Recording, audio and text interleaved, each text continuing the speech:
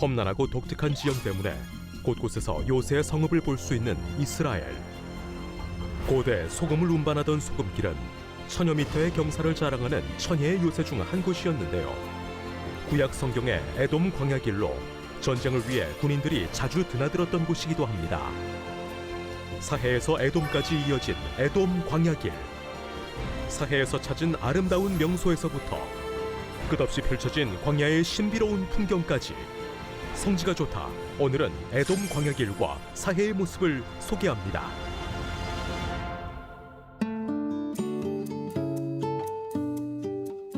안녕하세요. 성지가 좋다입니다. 당연하게 주어지는 시간과 반복되는 삶, 그리고 때가 되면 어김없이 돌아오는 계절에게 참 감사함을 느끼게 되는 시대인 것 같은데요. 오늘도 이스라엘 현지는 어떤지 현장에 계신 이강근 박사님 연결해 보겠습니다. 박사님 안녕하세요. 안녕하세요. 예루살렘입니다. 네, 예루살렘에서 한 주간 어떻게 지내셨나요? 지난주는 굉장히 더웠어요. 이제 조금 5월 말 6월의 날씨를 찾아가면서 이제 초여름 날씨를 보이고 있어요. 네, 한국에서도 외출할 수 있고 사람들을 만날 수 있는 일상의 소중함을 느끼고 있는데요. 박사님께서도 지금까지 성지를 밟고 방문할 수 있어서 더욱 특별히 감사함을 느끼실 것 같은데 어떠세요? 그럼요. 이스라엘도 코로나19로 인해서 거의 2달 넘게 외출 금지가 됐었기 때문에 네. 이제 조금씩 다니기 시작하고요. 얼마나 이 다닐 수 있다는 것이 감사한지 네. 새삼 느낍니다. 네, 화상으로 박사님을 만날 수 있다는 것에 또 감사드리면서 오늘 방문할 곳은 어딘가요? 오늘은 아주 특별한 곳인데요. 네. 이스라엘 쪽에서 요르단으로 오가는 여러 개의 길이 있는데 그 중에서도 에돔 광야길, 아주 역사적인 길을 하나 소개하려고 합니다. 네, 에돔길, 성경에서는 어떻게 언급된 곳인가요? 열왕기하 3장 8절 이하에 나오는 장소인데요. 즉 다시 말해서 이스라엘과 에돔 연합군이 모압을 공격할 때 네. 사용했던 길인데요. 3장 8절 열왕기하 여호람이 이르되 우리가 어느 길로 올라가리이까 하니 그가 대답하되 에돔 광야길로니이다 하니라. 이스라엘 왕과 유다 왕과 에돔 왕이 가더니 길을 둘러간 지 7일에 군사와 따라가는 가축을 먹일 물이 없는지라 이렇게 등등해서 네. 아주 중요한 그 전쟁이 있었던 길인데 사해 남단에서 이 아라바 골짜기를 건너서 에돔으로 가는 길입니다. 네, 말씀하신 걸 들어보니까 저희가 생각하는 그런 일반적인 도로의 모습은 아닌 것 같은데요. 그렇죠. 지금이야 이제 뭐 고속도로로 잘 닦여 있었지만은 이 고대에는 이제 암몬과 모압과 에돔이 이제 요르단을 이제 남에서 북으로 쭉 이렇게 이제 북에서 남으로 연결이 돼 있었을 때에 네. 이 에돔으로 가는 이스라엘에서 에돔으로 가는 지름길이었지요. 네. 그 길을 이제 사해 지역과 함께 소개하려고 합니다. 네, 어떤 곳인지 궁금한데요. 지금 바로 화면으로 만나보겠습니다. 자, 오늘의 장소는 이제 에돔길을 소개하게 되겠는데요. 이 사해가에 이 암몬으로 또 모압으로 에돔으로 가는 길 중에 에돔길을 가는 이 겨울철에 흐르는 와디를 보고 계십니다. 사실 이 와디라고 하는 것이 이 여름 건기 때는 마른 채로 있다가 드디어 겨울에 비가 오면 물이 흐르기 시작하는 여름 내내 예. 메말랐던 광야의 와디에 이렇게 겨울철에 비가 오면 물이 흐르기 시작합니다. 이게 별거 아닌 것 같아도 전 광야에 흘러내리는 빗물이 이 사해에 다다를 쯤 되면 이게 엄청난 양이 되는 거예요. 또 심지어는 뭐 이렇게 이 물이 잔잔하게 흐르던 그 와디에도 뭐 거의 보세요, 물이 여기까지 넘쳐 흐르는 흔적이 있잖아요. 그러니까 이 와디 하나에만도 이렇게 엄청난 물이 흘러가면 그 모두 모인 사해 입구에 다다랐을 때 얼마나 물이 많아요. 그래서 이 사해는 수시로 이 엄청나게 흘러내리는 빗물이 이 도로를 막기도 하고 또 그러다가 여름 내내 메마른 이 와디가 되기도 하고 참 광야는 천혜의 얼굴을 가지고 있어요. 맞아요. 이제 곧 우리가 이 광야 곳곳에서 모여 사해로 흘러 들어갈 때 넘치는 물을 한번 보시게 되겠는데, 어쨌든 이 광야에서 겨울철에 비가 오면 이렇게 물이 흐르는 것을 볼 수 있어서 이 그냥 지나갈 수 없지요. 이 흐르는 물. 그 다음에 겨울철에 비가 오면 드디어 이제 파릇파릇 풀이 솟아나면 여름 내내 마른 풀을 먹던 양과 염소떼들이 드디어 싱싱한 식사를 하는 겁니다. 자, 이게 이제 먹기에 몰두해가지고 제가 바로 옆에서 찍는데도 모를 정도로 참 이게 푸른 초장의 양떼가 되고요. 자, 그 다음에 이제 그 밤에 이 사해를 가는데 늘 예고치 못했던 빗물이 사해에 흘러 들어올 때쯤 되면 수시로 이렇게 길이 막혀요. 이게 제가 접근할 수 있었던 때가 그나마 적당했기 때문에 그렇죠. 진짜 비가 와서 이 상류에 조금만 비가 와도 엄청난 물이 사해에는 흐르는데 이렇게 되면 이미 길을 통제합니다. 그래서 이미 통제를 하기 때문에 진짜 넘치는 물은 보기가 쉽지 않죠. 유대 광야에 내린 빗물이 이 사해 쪽으로 흘러오면서 이 수시로 이렇게 길이 맞아요. 막힙니다. 쿰난길 또 엔게디 이 마사다라 가는 길에 이렇게 겨울철이 되면 일상입니다. 늘 길이 막히고 넘치고 어떤 때는 굉장히 오랫동안 며칠 동안 길이 막히는 적도 있어요. 맞아요. 아마 이 순례 오셨다가 특히 겨울철에 비가 오면 마사다나 이런 엔게디까지 갈 때 길이 막혀서 가지 못한다라고 해서 방문을 못하거나 아니면 크게 돌아가는 일이 종종 있어요. 아마 이 시청자들께서도 차들이 두려워서 건너지를 못합니다. 그러나 만약에 시간이 지체되게 되면 더 물이 많아지면 아예 고립됩니다. 그러니까 이 상황은 무슨 상황이냐면은 제가 찝차로 통과를 해봐서 이 길이 패이지도 않고 안전하다는 거를 안 그때에 많은 차량들이 지나가지 못할 때 제가 이제 안전하니까 가라 이렇게 보내던 때였고요. 제가 이제 사해에서 1박을 하고 마침 아침에 이 정말 그 구름 낀 빗 내리는 사해의 모습을 보여드렸고요.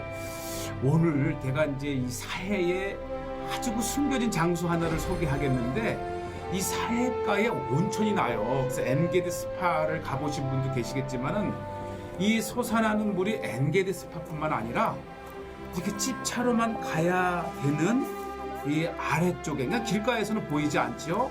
찝차를 타고 내려갔는데 바로 이제 겨울철에 이렇게 이 바람 불면 좀 우리 거칠잖아요. 그런데 이곳에 많은 사람들이 모여 있었어요. 이유가 뭐냐면은 여기에 온천이 나는 거예요. 그리고 제가 이 사해에 한 바닷가에 왔는데 이 사해가에 유황 냄새가 납니다. 아주 그리고 진동합니다. 뭔가 이 운기가 느껴지는데 아마 유황 냄새가 확실하고 이 뜨거운 열기는 아마 이 어딘가에 온천 뜨거운 물이 솟아나는 것 같아요. 저쪽으로 한번 가볼게요. 제가 소문을 듣고 갔는데 세상에 보시죠. 이게 겨울철이거든요. 그러니까 이 정말 여기는 아는 사람만이 아는 곳이고 이렇게 3355 특히 이제 이스라엘 청년들이 많이 오는데 굉장히 뜨거운 온천물이에요.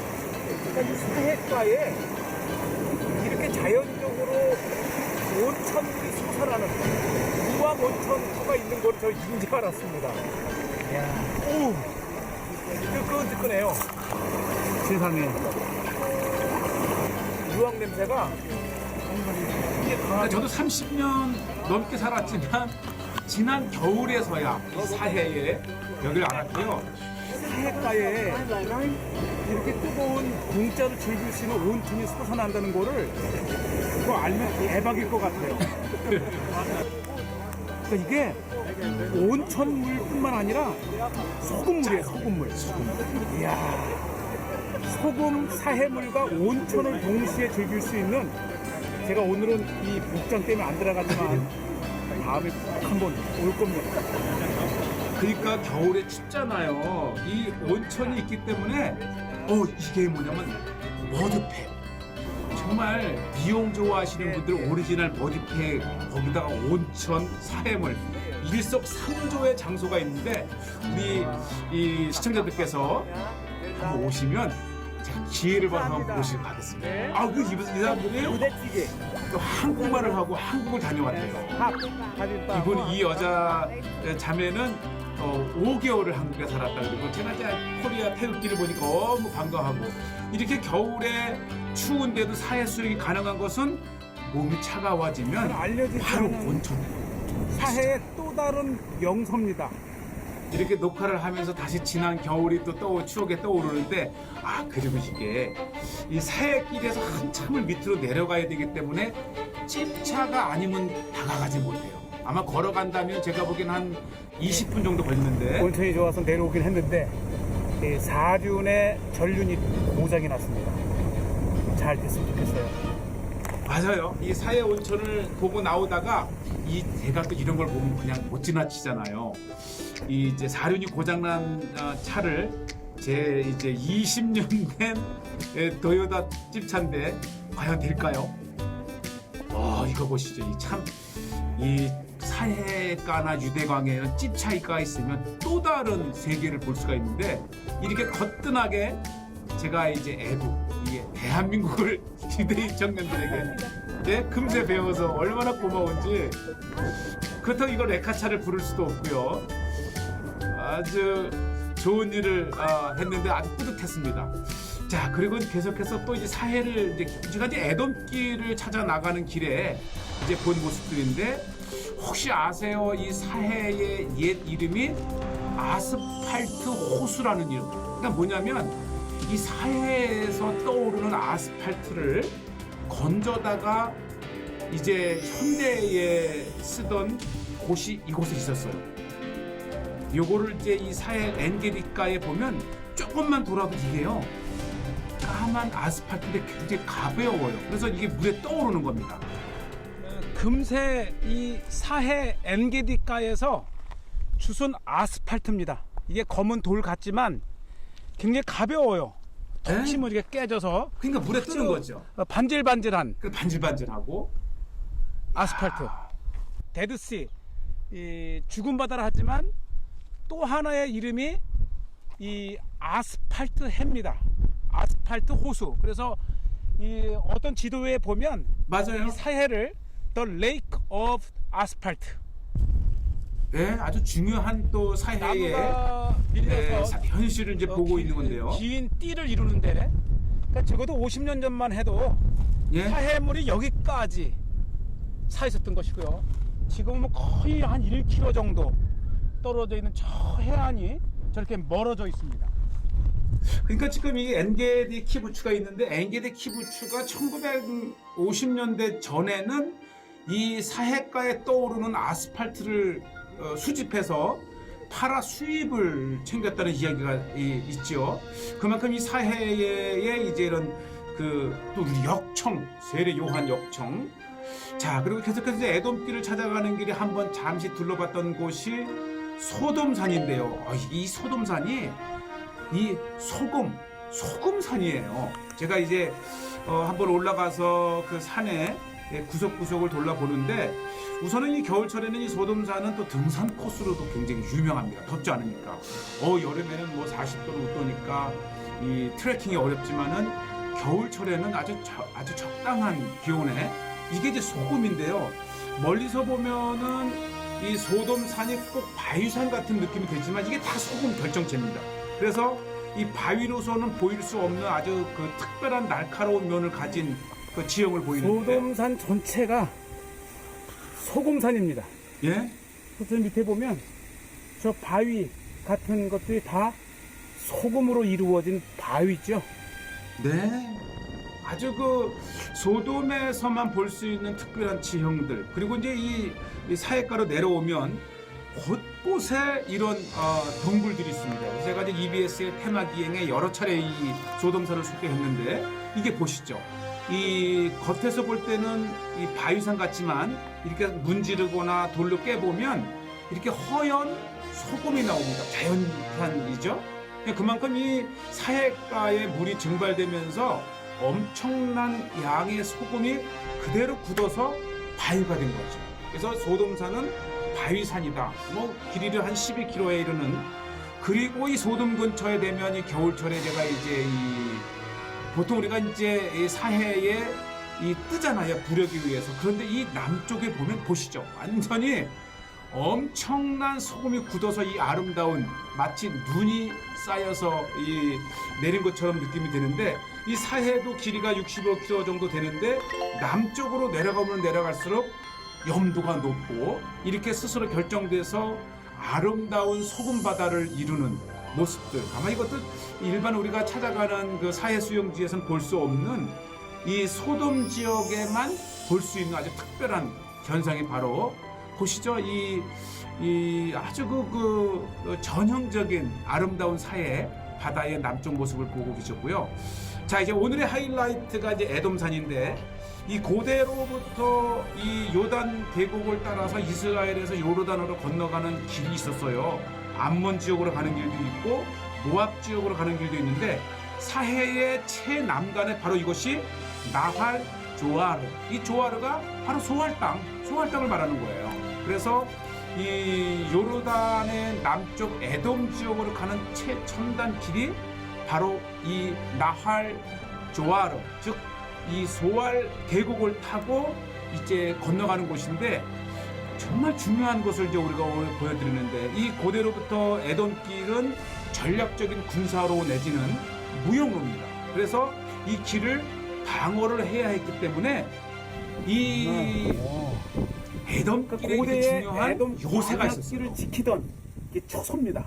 그렇죠. 이 절벽을 이 등으로 하고 이 서쪽과 북쪽과 동쪽을 경계할 수 있는 이 자연적인 초소를 이렇게 만들어 놨습니다. 그러니까 지금 이 에돔길에 가장 중요했던 이 장소는 이 사해가에서 이 유대 광야를 넘어 올라가는 그 지점이죠. 그러니까 여기까지 이제 전략적으로 내려와서는 처음으로 만나는 곳, 그리고 올라가기 전에 처음으로 만나는 이곳에 이렇게 중요한 요새가 있었습니다. 지키다가 아마 음식을 먹었던 상이 아닐까 생각이 드는데 자연적인 바위를 깎아서 이렇게 테이블을 만들어 놨습니다. 지금은 이 에돔길이 이제 더 이상 동쪽인 것을 보니까 이 동쪽에서 오는 에돔에서 오는 경계를 하는 곳이 아닐까 이렇게 생각이 됩니다. 더 이상 다니는 길이 아니기 때문에 제가 이제 광야에서 한번 소리를 한번 외쳐봤고요. 요것이 이제 또 진짜 요새 중에 요새인 이 스트롱 포트레스, 그래서 강한 요새라고 하는데 올라가기조차도 쉽지 않습니다. 이제 저랑 같이 갔던 분들도 이 고공에 공포증 있는 분들은 못 올라가는데 제가 올라섰죠. 광야길도 거칠지만 이 깊은 계곡 한가운데에 강한 이 스트롱 포트레스, 강한 요새라고 이름 지어진 이 에돔 광야길의 이 요새 위에 서니까 자 보시죠. 자 에돔 지역이 한눈에 보입니다.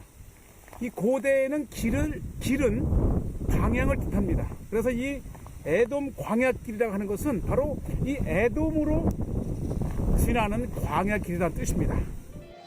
맞아요.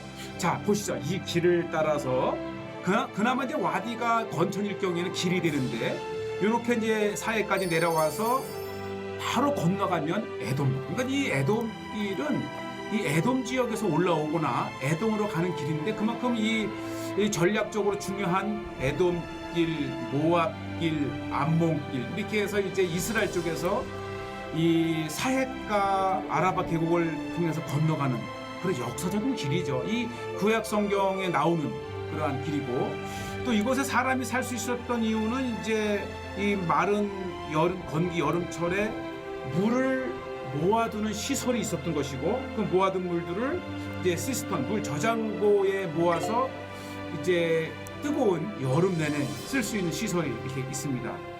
이제 오늘날은 광야의 계곡에서 여름철을 견디기 위해서는 물이 그렇죠. 필요하잖아요.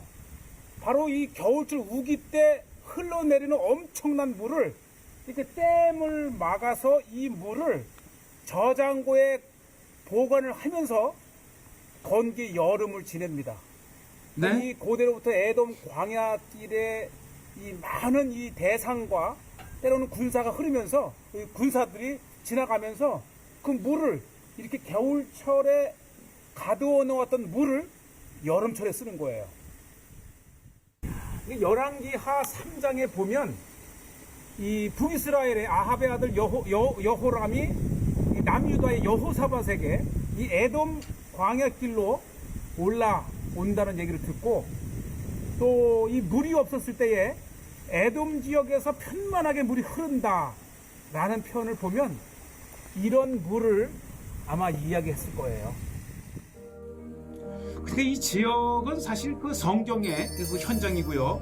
이제 오늘날은 이 길이 더 이상 활용되지 않지만은 이 트레킹, 이 광야를 이제 이 도보로 여행하는 사람들에게는 아주 그 중요한 그 인기 있는 장소 중에 하나고요. 요것이 이제 오늘 사해의 엔 복핵이라고 하는 그 바로 남단에 이렇게 붙어 있어서 조금 시간이 한두 시간 정도 된다 하면 고대의 에돔길, 열왕기에 있는 그 이야기를 기억하면서 한번 걸어볼 만한 그런 장소가 되고요. 제가 이제 겨울철에 이렇게 이제 방문했는데 마침 비가 오는데 이 무지개도 볼 수가 있었고요. 그다음에 이 길을 쭉 올라가게 되면 요즘은 이렇게 다 이 그 등산로를 표시를 해놨기 때문에 길을 이를 염려놓고요. 자 보시죠. 야 정말 이 에돔 길에서 이 비가 살짝 오니까 무지개도 또 이렇게 볼 수가 있었고요. 에돔에서 도착해서 사해 골짜기에서 유다 광야로 올라가는 길이 네. 정말 가파른 길이지만 이 길밖에 없습니다. 그래서 이 광야길을 통해서 에돔에서 와서 유다로 올라가거나, 또 고대에는 이 사해에서 채취한 소금을 가지고 이 사람이 지거나 나귀에 싣거나 아주 어렵게 스리 올라가야 하는 길, 이 소금을 날랐던 길, 그래서 네. 이 길을 또 소금길이라고도 하지요. 그렇죠. 그러니까 이 구약의 에돔 길은 소금길이기도 했고, 특히 맘룩 시대 때에는 바로 이 길이죠. 이 길이 그렇게 유명한 길인데 포스탈 로드라 해가지고 이 에돔이나 모압 지역에서 이렇게 쭉 올라가서 헤브론으로 또는 가사로 가는 옛 길이었던 것입니다. 네, 인간들은 성읍을 지키기 위해서 모든 힘과 권력을 동원해서 이렇게 요새를 만드는데, 자연적인 요새를 보고 나니까 하나님이 주신 천혜의 환경이 아닌가라는 생각이 들었습니다. 그렇죠. 사실 이스라엘 자체가 이 애굽과 메소포타미아, 그다음에 이 사해 요르단 계곡 건너편에 암몬, 모압, 에돔과 연결해서 네. 자연적으로 농사를 지으면서 사람이 살 수 있기 때문에 형성된 자연적인 성읍도 있지만 네. 또 이스라엘을 방어하기 위해서 변경의 요새를 만들어야 되기 때문에 그 요새를 겸한 성읍들을 볼 수 있는데, 오늘 특별히 보신 이 에돔 광야길은 이 아주 근래까지, 네. 특히 이제 사해에서 또 이 소금을 가지고 이 아랏 그 유대 광야를 넘어서 올라갔던 길이기 때문에 소금길이라고도 불린 에돔 광야길을 소개한 겁니다. 네, 저희가 광야 곳곳에 있는 샘도 보고 또 무지개도 봤는데요. 광야라고 하면 또 드넓은 사막만 있을 줄 알았는데, 박사님 덕분에 물이 가득한 샘이나 또 무지개를 보고 나니까 광야라고 해서 뭐 절망할 필요도 없고 걱정할 필요도 없다는 말이 또 무슨 말인지 알 것 같네요. 맞아요. 광야는 특별한 의미가 있는 곳이고요. 이제 오늘 특히 포커스를 맞춘 거는 이 해발 700 이상의 그 유다 산악지대에서 광야를 건너 광야를 지나서 이 사해 골짜기까지 마이너스 400, 거의 1000m 이상의 격차를 가진 곳이기 때문에 네. 비가 오면 무지개도 이쁘게 뜨고요. 또 비가 오면은 이 사해로 흘러가는 물도 많이 볼 수 있고 아마 이 성지만이 주는 특별한 자연 환경을 에돔 길과 함께 이렇게 소개를 했습니다. 네, 사해라고 하면 또 그냥 소금물이라고만 생각했는데 유황이 나오는 소금 온천이나 또 아스팔트 재료는 그 천혜의 자원이잖아요. 메마른 땅같이 보이지만 또 이스라엘은 정말 축복의 땅이라는 걸 목사님은 또 더욱 직접 피부로 느끼실 것 같아요. 그럼요. 첫째는 성경을 읽으면서 성경에 이야기가 살아있는 땅이고 네, 또 특히 우리 한국인들에게는 한국 교회에게는 전혀 한국에서는 상상할 수 없는 전혀 다른 환경이기 때문에 네. 오시면 또 다른 성경의 환경을 체험하시면서 성경의 은혜뿐만 아니라 즐거움도 가질 수 있는 땅입니다. 네, 사해가 정말 아름다운데요. 또 언젠가는 저희도 사해에 발을 담글 수 있는 날이 오겠죠? 네, 초대하겠습니다. 네, 그날을 기대하면서 오늘은 여기서 인사드릴까요? 네, 감사합니다. 한 주간도 승리하세요. 네. 네, 성지가 좋다는 인터넷으로 다시 보실 수 있으니까요. 많은 시청 부탁드리고요. 저희는 다음 이 시간 다시 인사드리겠습니다. 여러분, 고맙습니다.